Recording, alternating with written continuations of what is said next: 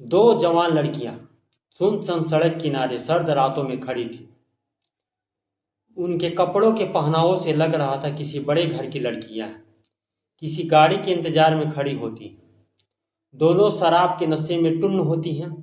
देर रात तक पार्टी करना और शराब पीना उनका रोज का काम होता है। लड़कों को अपने हुस्न और अदाओं के जाल में फंसाकर रुपया ईटना उनका धंधा होता है। उनको घर या होटल ले जाकर सेक्स करती हैं, फिर उनका वीडियो बनाकर ब्लैकमेल करना शुरू कर देती हैं। अब उनका धंधा बन चुका है। अपना शिकार सिर्फ लड़कों को ही नहीं, ऑटो चालक वालों को भी बनाती है। नमस्कार, आदाब, सत श्री अकाल। मैं मंजय अपने YouTube चैनल में आपका स्वागत करता हूँ। हमारे चैनल को लाइक करें, सब्सक्राइब करें, कमेंट करें ताकि हमारा हौसला यूं ही बढ़ता रहे। रोजगार की तलाश में 14 मार्च 2021 को यूपी के बलिया से दिल्ली रोजगार की तलाश में जाता है। कई दिनों तक काम की तलाश करता है, मगर कम पढ़े लिखे होने के कारण उसे कोई ढंग का काम नहीं मिलता। तो एक परिचित की मदद से ऑटो रिक्शा भाड़े पर लेकर चलाना शुरू कर देता है, जिससे उसकी आमदनी ठीक ठाक होने लगती है। वह अपने काम को पूरी ईमानदारी और लगन से करता है।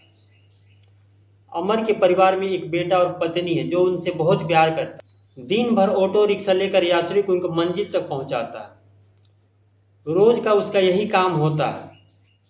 सुबह ऑटो लेके रात तक ऑटो चलाता रहता है।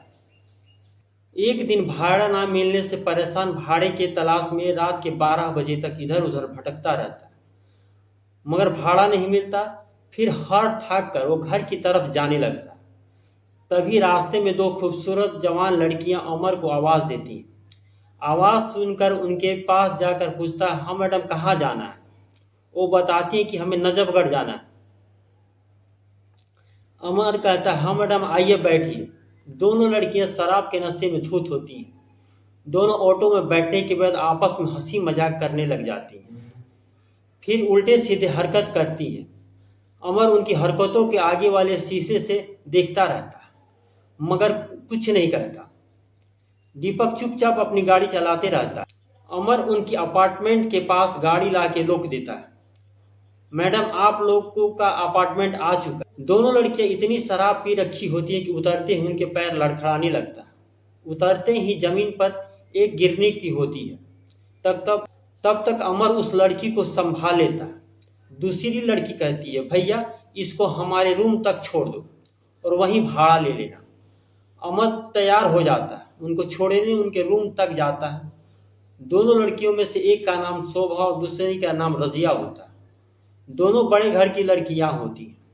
दोनों आपस में दोस्त होती हैं। उन लोगों को शराब, सिगरेट और पार्टी करना रोज का काम होता है। शोभा रजिया से कहती है, आज पार्टी में कुछ मजा नहीं आया। शोभा, जो खुद नशे में अमर के सहारे अपने रूम तक आई होती है, सोफा पर पड़ी होती है। शोभा कहती है कि एक पैक बना दो। रजिया उठकर शोभा, अमर और खुद के लिए एक पैक बनाने लगती है।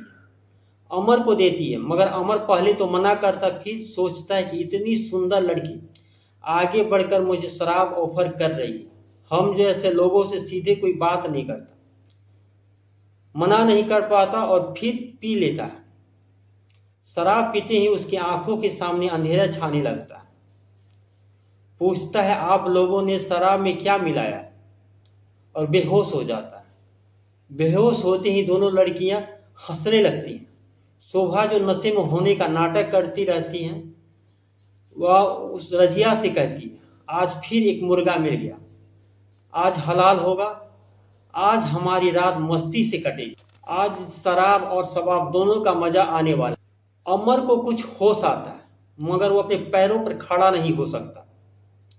आंखें तो खुली हैं पर कुछ कर नहीं सकता। कमरे में रंगीन लाइट और धीरे धीरे म्यूजिक बजने लगता है। रात अपने शबाब पर होती है। अमर की आंखों के सामने अपनी पत्नी और बेटे का चेहरा सामने आने लगता है। सोचता है कि आज मेरे साथ क्या होने वाला है। दोनों लड़कियां शराब और गिलास लेकर नाचने लगती है। रजिया कहती कि आज की रात खूब मजा आने वाला है। एक एक कर लड़कियां अमर के कपड़े उतारने लगती हैं।